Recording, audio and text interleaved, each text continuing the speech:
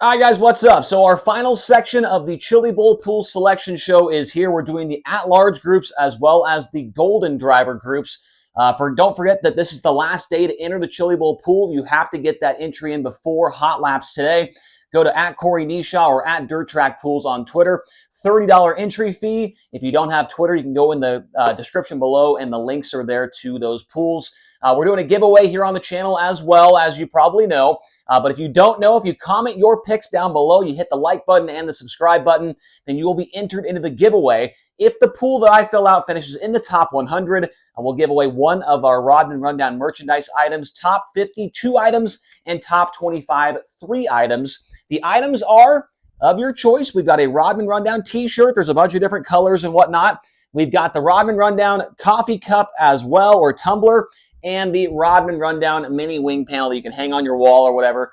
And so those are the 3 items. Now let's get into the final section of our Chili Bowl Pool Selection Show.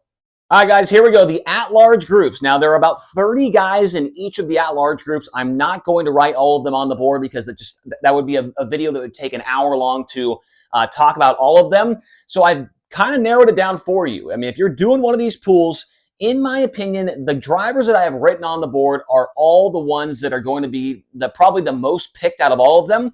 So we'll go through a couple of them here. So we got Todd Kluver in the 3K car. He drives a Bullitt Honda. He's a teammate to Brandon Welty, who we picked earlier on in our pool selection show here. Todd Kluver actually used to race NASCAR. He also races the Badger Midget Series as well up in Wisconsin a little bit. You got Jim Van Zant up there in the 3V, a Spike SR11. Now, I don't think Van Zant is a good driver, but when it comes to this at-large group, as you can see down here, sometimes you just got to throw a dart, and you hope that that dart sticks, and maybe it's a bullseye, but most of the time it's probably going to be a 111, if you know what I mean, playing darts. But Jim Van Zant, I just put him on there because he's got a good car. I don't think he's going to be all that impressive, but when it comes to this group, equipment is a huge part of it. Now, the one guy I do like is Brandon Carr, the 14K, a Link Chassis SR11X engine. Brandon Carr is from London, so I don't think he has a ton of experience. He ran the Tulsa Shootout. I believe he also ran the Junior Knepper 55 last month as well. So watch out for him. A really good car, probably the best car out of all of the at-larges on the board. Travis DeGayton, I know him from Outlaw Kart Racing out there in California. So I think at least I know he can get around the racetrack. He can race pretty good. A Boss Esslinger for him. You got Matt Carr up there in the 42. That is the Rujo Racer 42, usually bright yellow car. It's a Boss Gertie. I know that Matt Carr has a ton of laps around the Tulsa Shootout, and he's a very, very good micro racer. But this is his first time running a midget, and the car is not that good. But with his experience in the past, I think that you could honestly pick Matt Carr and be pretty safe with him, knowing that, you know, he's not going to flip and crash and do something dumb and spin out or whatever, right? The problem with that one is the car might not make it the whole week. Zach Bowden, 51Z, Spike SR11X. And I'm going to preface what I say next by sometimes there are flukes in racing, but he went 19th to 2nd at DeCoin 2 years ago for the Junior Knepper 55. And I think it was his first ever full-blown midget race. I don't know how he did it, but ever since then, he's really came back down to earth. But I think he's one to watch for, as well as Eric Blummer. He is another one of the Badger midget guys. He's running a stealth chassis with a Honda engine number 68E. So at least he has experience racing midgets. You got Corey Smith, who's a guy I've not heard his name in a long time, but used to be a regular racer at Kokomo Speedway on their Sunday night shows in the 410 sprint car. So Corey Smith is a guy that I know, at least he races sprint cars and, you know, he's got experience, but I have not heard his name in a long time. He is driving a Spike Toyota. And then the final guy that I've got up there. Now, this one's a long shot, but I think this kid does have some talent. The problem with it is it's a Spike chassis with an Ecotec. So the engine, he's already going to be at a huge disadvantage when it comes to the power plant because he's not running a full-blown midget engine. But I've seen this guy win a couple of races out on the West Coast in that Ecotec midget class. And last year, he was getting around the track pretty good. He just doesn't have the speed because he doesn't have a regular motor.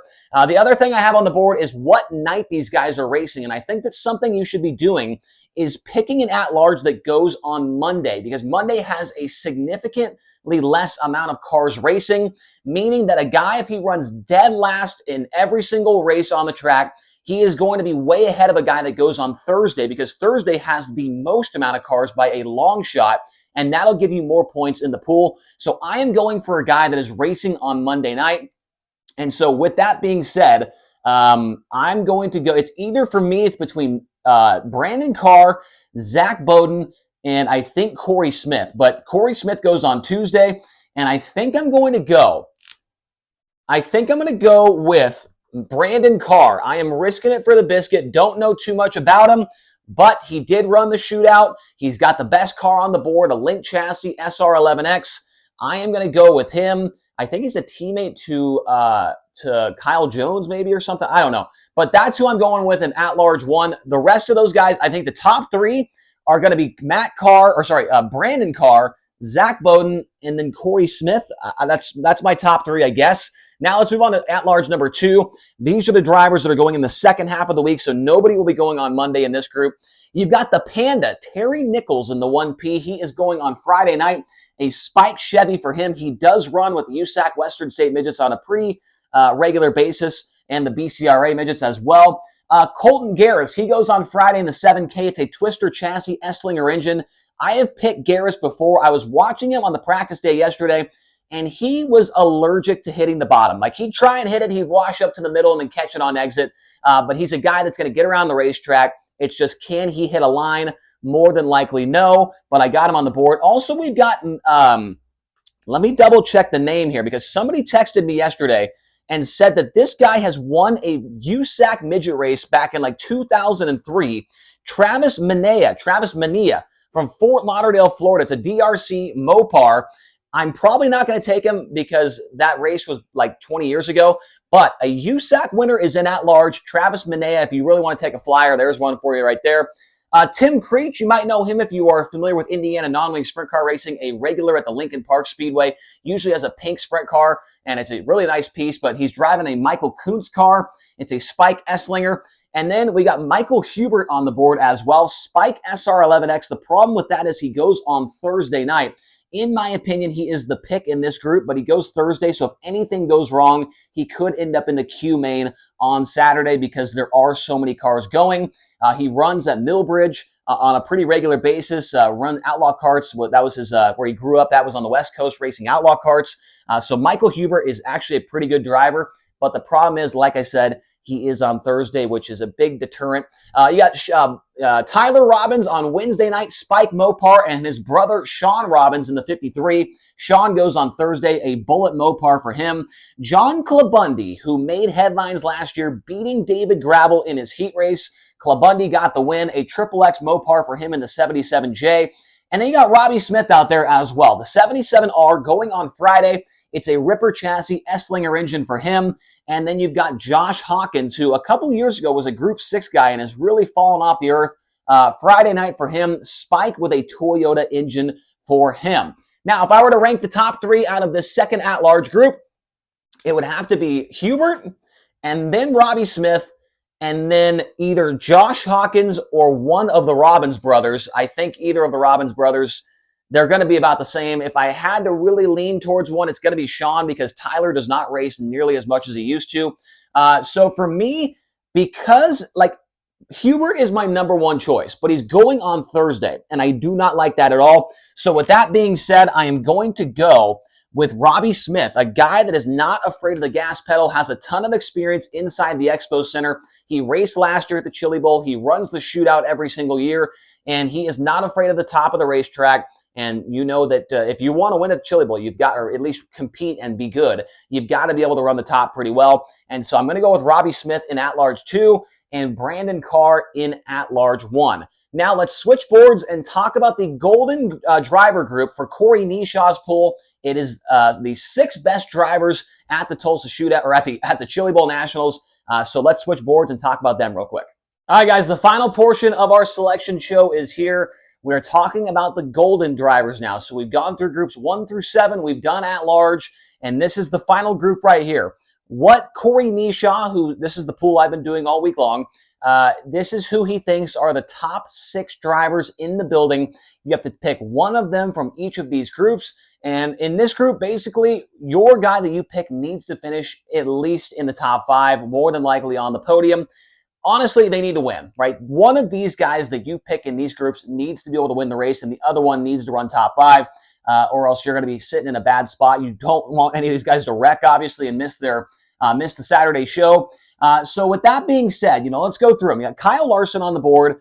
You know what you're going to get from Kyle Larson. The problem with him is he's just sometimes he likes to wreck. As a lot of people know, Larson is either winning or he is crashing trying to win. And we know that he is a very, very, very good driver, the best in the entire world, if you had to ask me. But for my pool's sake, I just do not feel quite as safe taking him over a guy like Logan Seavey. And I think for this group, I am going to be riding the hot hand. He's won the last 2 in a row. He's been stellar on all of his prelim nights. He's going on Friday, which in my opinion is one of the easier nights of the week, which does factor into this. There's not as many good guys going on Friday. Logan Seavey definitely looks pretty appetizing right now. And the car looks very, very good as well. It just looks fast, which doesn't have anything to do with what I do, but it just looks good. And then Christopher Bell. Bell, if this was 5 years ago, I think would be almost an auto lock. But this will be just his second midget race back for the first time in 2 or 3 years. He got passed at DuQuoin while he was leading the race, which doesn't inspire a lot of confidence in me with him. I think he's still going to be just fine. I think he maybe wins the prelim night. If not, he locks in, runs second. But I just don't see him competing at a level like Logan Seavey or Kyle Larson right now, being that early back into his dirt career. I might eat those words later. I probably will, because Bell is a generational talent. But I'm going to go with Logan Seavey. I just think he's got all the momentum on his side. He looked solid yesterday at his practice session, going for 3 in a row. And this guy does not crack under pressure, man. I've known him. He's been one of my best friends for a long time, and he does not crack under pressure. I've seen him do incredible things, and I think we could see him do another incredible thing when it comes to Saturday later on this week. Now, getting into Group 2, you've got Buddy Kofoid on the board in the 71 for Keith Kunz, the 87 of Justin Grant, and the 88 of Tanner Thorson. Thorson, out of these 3 guys, the only one that's won the Chili Bowl in the past. I think the one guy you could scratch off in this one has got to be Justin Grant. It has been probably the worst year statistically for him in the midget in a number of years, in a long time for him. He's also in a brand new car that he only has laps in on practice day yesterday. So for me, Justin Grant is not pickable in this group, but maybe for somebody else, they have their reasons to pick him. But for me, I will not be taking Justin Grant in any of my pools, more than likely. Buddy Kofoid, been mostly running the wing sprint car, and the same could be said for Tanner Thorson this year. Kofoid is definitely, no doubt about it, going to be a guy to watch for to potentially win the Chili Bowl this year. But do I feel as safe taking him as I do with Tanner Thorson? I think Tanner Thorson has undoubtedly been a top 3 car in the building for the last 5 years in a row. He has been that good, and it doesn't matter what car he's driving. His own car, the Reinbold car, the Hayward car, the dueling car, the Keith Kunz car. He gets around that building better than anybody else, in my opinion. And he's on point each and every time he gets onto the racetrack. We have not seen him make a ton of mistakes in his career there, like we saw with Buddy Kofoid a couple of years when he was leading the prelim night, and then he got into a wreck with a lap car, and he did not make it out of the D or the E main, right? So with all those factors being said, I'm going to go with Tanner Thorson in my second group for the Golden Drivers. I really like Tanner Thorson in the building, and I think he's a little bit safer than Buddy Kofoid. I think he's faster than Justin Grant for sure. And so give me Tanner Thorson, another guy that does not seem to crack under pressure. He's won the Chili Bowl before, so he has that behind him, unlike the 2 guys also in this group with him. So give me Tanner Thorson, give me Logan Seavey, and that is it for the Chili Bowl Pool Selection Show here on the Rodman Rundown. Hopefully you guys enjoyed it. Make sure to get your picks in before Hot Laps tonight. And we'll be talking to you all week long here, giving recaps of each night. And if any sprint car news comes out, which I have heard there is some coming for High Limit Racing, stay tuned here to the channel. Make sure to hit subscribe, hit the like button, and comment your picks down below. We'll talk to you guys again here soon.